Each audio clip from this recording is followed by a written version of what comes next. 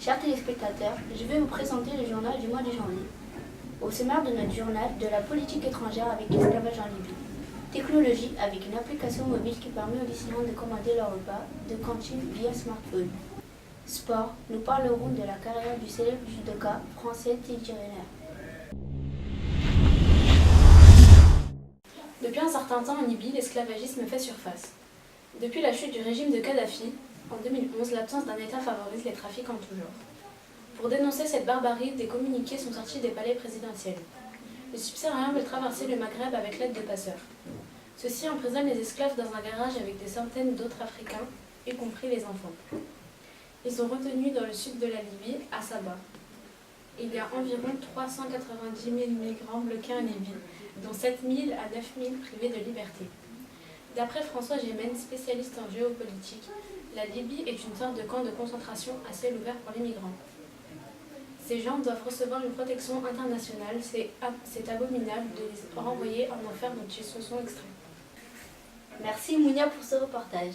Laïna va vous parler d'une application révolutionnaire.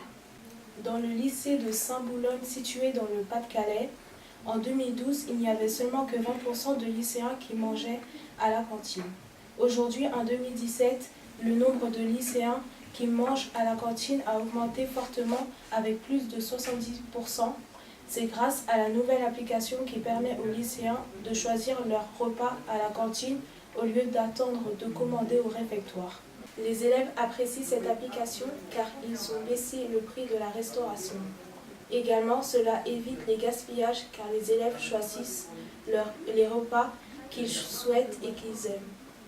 Mais en France, très peu d'établissements possèdent ce type d'application. Au niveau du gaspillage, ça ne baisse pas, car chaque année, 150 000 tonnes de nourriture sont jetées dans les poubelles par les cantines. Et vous, Madame Feka, que pensez-vous de créer une application pour essayer de réduire le gaspillage dans notre collège? Attentat au Texas. Une fusillade a éclaté le dimanche 5 novembre pendant que les personnes priaient. Il y eut 26 morts et 20 blessés, de 5 à 72 ans. Le tueur est un jeune homme blanc, âgé d'une vingtaine d'années. Tout le monde a été bouleversé.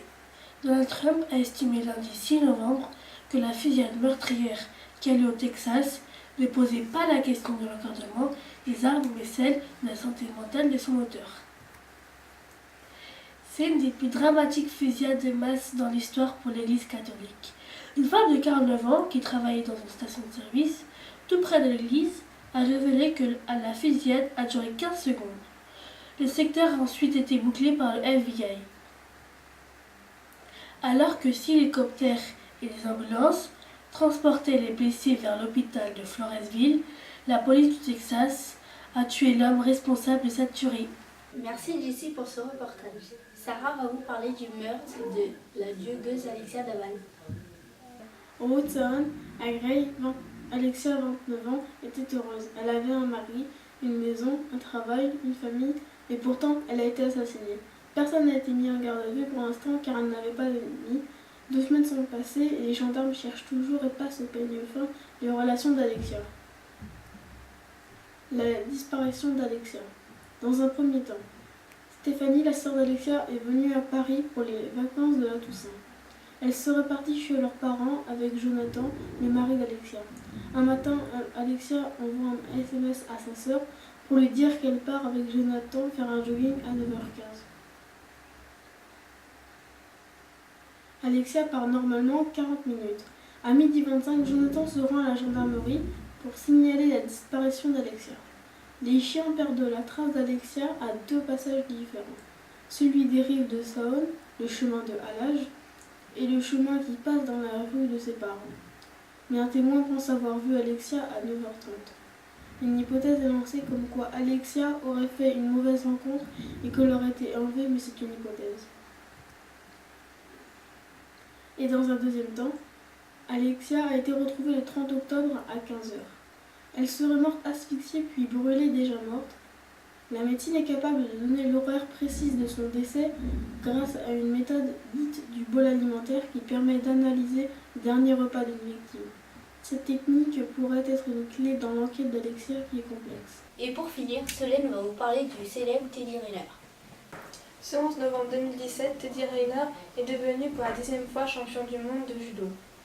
Revenons sur l'enfance du champion français. D'après sa mère, quand il était en primaire, il était considéré comme un enfant plutôt feignant. Grandissant plus rapidement que le reste de ses camarades, sa mère décide de l'inscrire à l'athlétisme. Mais il arrête très vite car selon lui, il faisait trop froid et les courses étaient trop longues. Il demande donc à faire un sport de combat et c'est le judo qui l'emporte. Maintenant, le judoka a à son actif 2 médailles d'or et 1 médaille de bronze aux Jeux Olympiques. Depuis sa défaite en 2010, 114 combats ont été gagnés par le champion français. Il est devenu père du petit Eden le 1er avril 2014 et il dit déjà qu'il n'imposera pas le judo à son fils. Concernant sa carrière, le judoka ne va sûrement pas s'arrêter là. D'ailleurs, il pense déjà à sa reconversion car il a entamé une formation à l'Institut d'études politiques à Paris. Merci de nous avoir suivis. On se donne un rendez-vous pour un prochain numéro de CPTV.